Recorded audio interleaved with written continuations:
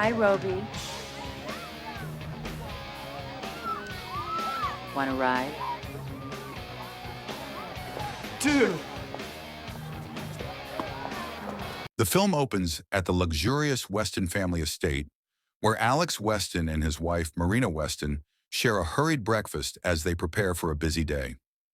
Their longtime housemaid, Belle, gently reminds them that today is their son Roby Weston's birthday, a detail the couple seems to have nearly forgotten amid their demanding schedules. Concerned about the heavy morning traffic, Marina asks Belle to prepare a birthday cake for Roby before he leaves for school. The story then shifts to the home of real estate developer Truman Langley and his wife, Patricia Langley. Facing mounting financial pressure, Truman reassures her that he is close to securing a partnership at his firm, a breakthrough he believes will finally set their lives back on track. Optimistic about his impending promotion, Truman purchases a new car to match the professional image he hopes to project and proudly shows it to his wife. Patricia, however, is upset by his impulsive decision, reminding him that they cannot afford such a luxury given their current financial strain. Truman urges her to trust him, insisting they are on the verge of closing a major deal, and then heads off to work. When Truman arrives at the office, he discovers that his boss has already met with Alex Weston, another prominent real estate developer. A development that threatens Truman's hopes of securing the long-awaited partnership. Meanwhile, back at the Weston residence, Alex confronts his son Roby after Belle informs him that the school called to report Roby's absence from classes. Frustrated and disappointed, Alex confiscates Roby's car keys, escalating the tension between father and son. That night, Truman comes back home accompanied by his boss, Mason, hoping to gain favor and strengthen his chances for the promotion. Eager to impress him, Truman pressures Patricia to be especially accommodating toward Mason, believing it could influence the decision. After a difficult moment of reflection, and with tears in her eyes, Patricia reluctantly agrees, devastated by what she feels forced to sacrifice for Truman's ambition. The next day at work, Truman is stunned when Weston arrives at the office. His boss, Mike, delivers an even harsher blow. The company has decided that it needs a stronger administrator, and the partnership has been awarded to Alex Weston instead. Mike Kramer then instructs Truman to step down from his current position and relocate to a smaller office, leaving Truman humiliated and furious. Back home, Truman cannot bring himself to tell Patricia that he has lost the partnership. Instead, he pretends everything is normal and decides to go into the office on Sunday, a day no one is scheduled to work. Once there, overwhelmed by despair, Truman takes his own life. When Patricia receives the news, she is devastated. The next day, still shaken by grief, she meets with Truman's boss, Mike, pleading for help in accessing her husband's life insurance benefits in the hope of staying financially afloat. Kramer regretfully explains that there is nothing he can do. Because Truman's death was self-inflicted, the company's insurance policy will not cover it. As Patricia leaves his office in shock, she notices Mason and Alex Weston speaking nearby. Later, when she goes to the Weston office to collect Truman's belongings, she comes across a framed photograph of the Weston family. In that moment, grief turns to resolve. Patricia vows to seek revenge on the man she believes helped drive her husband to his death. Before leaving the office, Patricia accesses the company computer and prints out the Weston family's biography, determined to understand the man she holds responsible. Memories of her late husband haunt her, fueling a growing restlessness and rage. Not long after, Patricia tracks Mason to his home. Driven by grief and vengeance, she confronts him and ultimately shoots him dead, marking the violent beginning of her quest for retribution.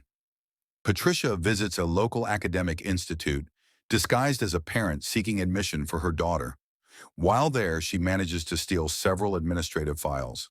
That night, using the information she gathered, Patricia forges a set of fake tutor credentials. With her new identity prepared and her anger sharpened into purpose, she vows to infiltrate the Weston household and destroy the family she blames for ruining her life. When Marina discovers that Roby is struggling academically and may not qualify for university, she decides to hire a home tutor. After making several inquiries, she comes across Patricia's forged credentials. Patricia accepts the position, introducing herself under her fabricated identity, Amanda Gracefield. After explaining that she temporarily has nowhere to live because her apartment is being refurbished, Amanda convinces the Westons to let her stay in the family's guest house. She quickly settles into her new role, picking Roby up after school and supervising his study sessions. At home, Amanda begins subtly manipulating the emotionally vulnerable teenager, creating confusion and restlessness in him as she works to gain his trust. She simultaneously wins Marina over by offering help with household tasks, even carrying in her shopping bags, presenting herself as a thoughtful, invaluable addition to the family, while quietly embedding herself deeper into their lives. Later that night, Roby steps outside to play basketball. When his ball rolls near the guest house, he approaches Amanda's window and accidentally glimpses her in a private moment. Startled, he lingers longer than he should, only for Belle to catch him and quickly send him away, warning that she may report his behavior to his parents. Sensing Roby's growing confusion and vulnerability, Amanda uses the incident to manipulate him further. She visits his room later that night under the guise of offering comfort and guidance, tightening her psychological hold over him and deepening her influence within the Weston household. Belle installs blinds on the guest house window, determined to prevent Roby from peering into Amanda's room again. Amanda quickly realizes that Belle has become an obstacle, someone who could expose her and jeopardize her mission to destroy the Weston family. Seeking to eliminate the threat, Amanda rigs the main staircase by stretching a nearly invisible wire across the steps and unscrewing the light bulb. When Belle slops the stairs carrying a load of laundry, she slips in the darkness, falls heavily, and dies instantly from the impact. Moving swiftly, Amanda replaces the bulb, removes the wire, making Belle's death appear to be a tragic household accident. After staging the scene, Amanda continues tightening her emotional grip on Roby, exploiting his confusion and vulnerability to keep him aligned with her. When Marina returns home, she discovers Belle's lifeless body in the laundry room. The police quickly arrive and remove the remains, ruling the incident an unfortunate accident. But Marina feels something is wrong. Instinct tells her Belle's death wasn't as simple as it appears. Later that night, while Alex unwinds at the pool table, Amanda approaches him. In a moment of misplaced trust, Alex confides that Marina blames herself for Belle's death and has been struggling to recover, weighed down by stress and lingering depression. Amanda listens carefully, sensing the emotional fractures within the family that she can continue to exploit. Alex confides in Amanda that he feels overwhelmed by the weight of his family's troubles, a son who resents him, a wife battling emotional turmoil, and the recent loss of Belle, a housemaid who had been with them for 12 years.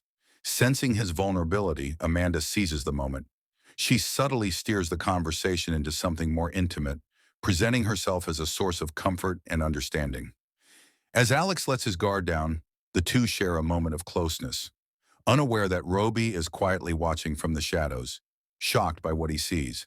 Realizing that Alex no longer seeks her attention, Amanda shifts her strategy. She begins secretly giving Marina incorrect medication, gradually weakening her and worsening her fragile emotional state. Meanwhile, Roby confronts Amanda about what he witnessed the previous night. Amanda quickly manipulates the situation, claiming that Alex coerced her and that she is the true victim. Roby, hurt and confused, lashes out at his father, sparking tension throughout the household. Soon, arguments erupt between mother and son and father and son, pushing the Weston family further into turmoil. Patricia's hidden mission is unfolding exactly as she intended. The next morning, Amanda brings Marina a cup of tea and casually mentions that she will be moving back to her apartment in a few days, planting the idea that her time with the family is nearing an end, just as her plan enters its most dangerous stage. That night, before her planned departure, Amanda meets privately with Roby to say goodbye. She uses the moment to further manipulate his emotions, ensuring he remains loyal to her even after she leaves. The next morning, as Alex heads to work, he notices Amanda's car in the driveway and feels a flicker of recognition. Later that evening, Marina is home alone as a violent thunderstorm rages outside. The house darkens with each flash of lightning, and she begins receiving unsettling anonymous phone calls. The distorted voice on the line taunts and intimidates her, feeding her growing sense that something is terribly wrong within their home. Startled by strange noises echoing through the house, Marina cautiously searches each room, her anxiety rising with every creak in the floorboards. Moments later, Alex returns home, soaked from the storm. Marina immediately tells him she feels someone is inside the house and describes the disturbing phone call she has been receiving. But Alex dismisses her fears, insisting she's imagining things. He blames her heightened anxiety on the medication she's been taking, convinced that stress, not danger, is distorting her perception. The next day, after having a bath, Marina realizes that the tea Amanda makes for her is what is making her sick. She refuses to drink it, starting a fight as Amanda tries to force her. Meanwhile, while going through Truman's files, Weston lands on a photo of Truman and his maid, Amanda. Mike confirms to him that she's Truman's widow. Realizing the danger that awaits his family, Weston tells his secretary to call the police and inform them that his wife is in danger. He then drives back home. Upon reaching home, he finds Amanda holding a knife, torturing Marina. He reveals to Amanda that he now knows everything about her before delivering a hard punch that sends her falling through the window. When the police arrive, they fail to locate Amanda's whereabouts. That night, still disturbed by the events, Marina receives a call from Roby, unaware that his son is with Amanda. Thanks for watching.